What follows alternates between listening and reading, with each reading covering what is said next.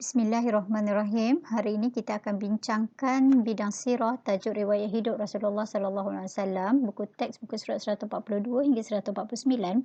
Dia ada dua fasa, iaitu yang ini adalah fasa yang pertama, skop perbincangan berkenaan dengan riwayat hidup baginda, dan yang kedua, peristiwa kehidupan Rasulullah sebelum kerasulan baginda. Apa biodata Rasulullah? Okey, nama sebenar Nabi Muhammad bin Abdullah bin Abdul Muttalib. Nama lainnya adalah Ahmad Al-Mahi Al-Hashir Al-Aqib. Gelarannya adalah Al-Amin, iaitu yang terpuji. Di kalangan masyarakat Arab Quraisy, baginda dikenali sebagai Al-Amin. Kunyah ni adalah panggilan. Dipanggil dengan Abu Qasim. Kenapa dipanggil Abu Qasim? Kerana salah seorang daripada nama anaknya adalah Qasim. Abu Qasim maksudnya bapa kepada Qasim. Tempat dan juga tarikh lahir baginda adalah 12 Rabiul Awal tahun Gajah dan dilahirkan di Mekah. Manakala tempat dan juga tempat wafat, baginda meninggal pada 12 Rabiul Awal tahun 11 Hijrah bertempat di kota Madinah.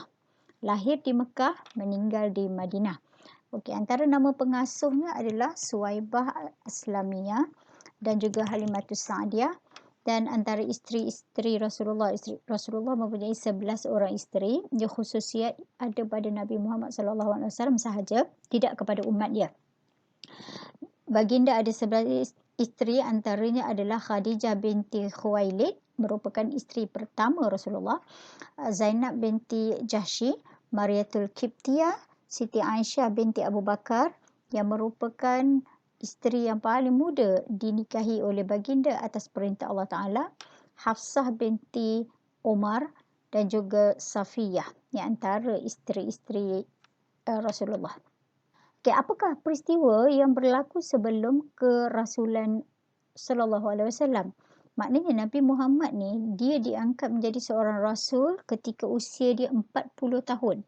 Jadi apa peristiwa yang berlaku sebelum kerasulan dia? Okey. Pertama, kita mulakan dengan apabila baginda dilahirkan dalam sekitar 2 tahun, baginda dipelihara oleh ibu susuan yang dikenali sebagai Halimatus Sa'diyah dari kalangan Bani Sa'ad, dan yang mana kehidupannya jauh daripada unsur-unsur negatif. Memang budaya masyarakat Arab, apabila lahir seorang bayi, keluarga akan menyerahkan anak kepada orang lain untuk disusukan dan jauh daripada kehidupan kota. Dan apabila baginda berusia antara lingkungan 2 hingga 4 tahun, berlaku satu peristiwa yang sangat besar dalam sejarah, iaitu dada baginda telah dibelah oleh malaikat Jibril. Untuk apa tujuannya? Tujuannya adalah untuk mengeluarkan ketulan hitam yang ada di dalam hati baginda. Jadi malaikat Jibril atas perintah Allah Ta'ala membelah dada baginda dan menyucikannya dengan air Zam-Zam. Okay, ketika usia 4 hingga 6 tahun, dalam tempoh 2 tahun, baginda telah tinggal bersama dengan ibu kandungnya, iaitu Siti Aminah. Dan apabila ketika berusia 6 tahun, Siti Aminah iaitu ibunya telah membawa baginda untuk melawat kubur ayahnya, iaitu Abdullah di Madinah. Dan dalam perjalanan pulang ke kota Mekah, ibunya telah meninggal di tempat yang bernama Abwa. Maknanya Rasulullah ni, dia lahir, baginda lahir memang sudah tiada ayah, kerana waktu baginda dalam kandungan ibunya, ayahnya telah meninggal. Dan ketika usia 6 tahun, ibunya juga sudah meninggal dunia. Bermakna dalam usia yang masih kanak-kanak, baginda dikenali sebagai yatim piatu. Apabila ayah dan juga ibu dia meninggal, jadi Rasulullah telah dipelihara oleh datuk dia, iaitu Abdul Muttalib, yang dikenali di kalangan masyarakat Arab Quraisy. Sehinggalah datuknya meninggal. Apabila datuknya telah meninggal, dia dipelihara pula oleh pakciknya, iaitu Abu Talib. Ketika usia 12 tahun, baginda telah mengikuti Abu Talib, pakciknya, untuk berniaga ke Syam. Ini ada satu peristiwa yang tercatat dalam sejarah. Di pertengahan jalan, Abu Talib telah dinasihati oleh seorang pendeta Yahudi, namanya adalah Buhaira, supaya membawa baginda pulang ke Mekah kerana dikhawatiri akan dibunuh oleh orang Quraisy. Kenapa? Sebab Buhaira, iaitu pendeta Yahudi, dia nampak tanda-tanda kenabian dan juga kerasulan yang ada kepada Nabi Muhammad. Dan waktu perjalanan nak berdagang itu, terlihat sekelompok awan sentiasa mengikuti Rasulullah berjalan. Jadi memang di wajah baginda sekalipun belum diangkat menjadi rasul, sudah ada tanda-tanda kenabian dan juga kerasulan. Jadi pendeta Yahudi ini memang nampak. Okey, ketika berusia 20 tahun, baginda telah menyaksikan bersama dengan Abu Talib iaitu Hilful Fudul, iaitu perjanjian untuk membela peniaga-peniaga daripada teraniaya. Dan pada ketika usia 20 tahun juga baginda telah mengembala kambing.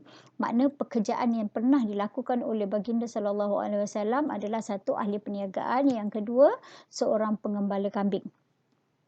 Okey, ketika berusia 25 tahun, baginda terlibat juga dengan perniagaan tetapi di luar kota Mekah.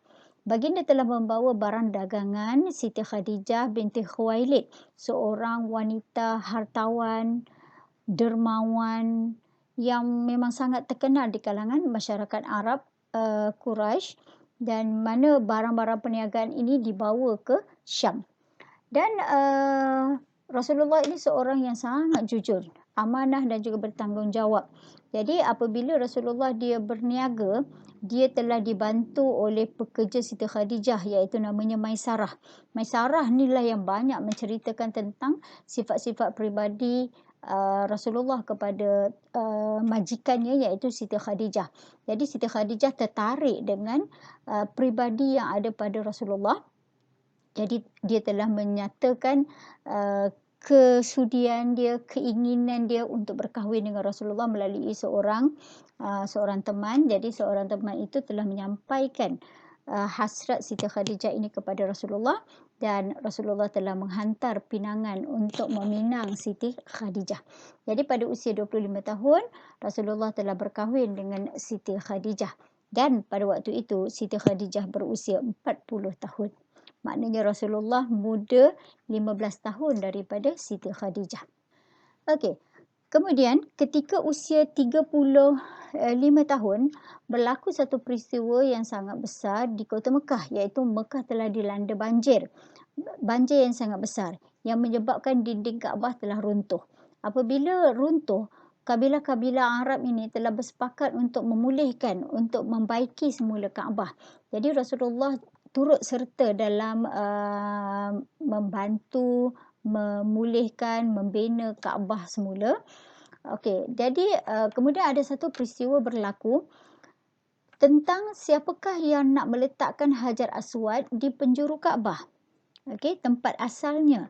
Jadi seorang pembesar Arab iaitu Abu Umayyah Al-Mahzumi, dia mencadangkan sesiapa yang masuk ke dalam kawasan Kaabah melalui pintu Bani Syaibah, orang itulah yang akan dipilih untuk meletakkan Hajar Aswad.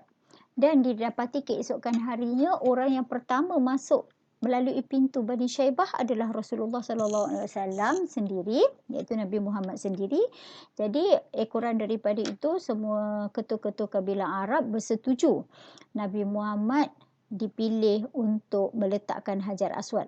Tapi baginda ini sangat bijak, sangat menjaga perasaan ketua-ketua kabilah Arab ini. Baginda telah membentangkan rida, iaitu selendang yang sering dipakai, dan baginda mengangkat Hajar Aswad di atas kain rida tersebut dan meminta ketua-ketua kabilah Arab memegang setiap bucu-bucu yang ada pada kain rida tersebut. Jadi mereka angkat kain tersebut, bawa ke arah penjuru Kaabah. Kemudian Rasulullah lah yang akan mengangkat Hajar Aswad dan meletakkan semula ke tempat asalnya. Apakah peristiwa yang berlaku ketika baginda berusia 40 tahun? Okey, ini adalah era yang sangat penting, iaitu era kerasulan baginda sallallahu alaihi wasallam. Baginda mendapat wahyu pertama di Gua Hira, iaitu surah pertama diturunkan adalah surah Al-Alaq ayat 1 hingga ayat 5, iaitu bermula dengan Bismillahirrahmanirrahim. Iqra bismi rabbikal ladzi khalaq, ayat 1 hingga ayat 5. Dan apabila Rasulullah mendapat wahyu pertama, Rasulullah mendapat satu tugasan yang sangat berat, iaitu menjadi seorang rasul dan wajib menyampaikan risalah dakwah Islam yang dibawa. Dakwah baginda telah mendapat sambutan daripada golongan hamba abdi dan juga golongan yang lemah. Manakala golongan bangsawan, hartawan, ramainya yang menentang dakwah tersebut. Kenapa golongan hamba abdi dan juga golongan lemah yang mula-mula menyahut seruan baginda? Kerana agama Islam adalah agama yang membawa kepada perdamaian. Agama Islam adalah agama yang menyatu padukan di kalangan manusia, tidak kira darjat. Jadi yang membezakan darjat seseorang itu adalah takwanya sahaja. Okey, apakah pengajaran ataupun iktibar daripada kisah Rasulullah sallallahu alaihi wasallam ini? Iaitu yang pertama, sebagai seorang peniaga, baginda seorang yang jujur. Jadi kita pun kena ambil iktibar, kena amanah, kemudian mendapat kepercayaan daripada masyarakat. Sehingga sebab itulah dia digelar Al-Amin di kalangan masyarakat Arab Jahiliyah. Kemudian Rasulullah juga menjalankan kerja dengan mahir dan juga bijaksana. Yang keempat, sentiasa menjaga adab dan juga batas pergaulan.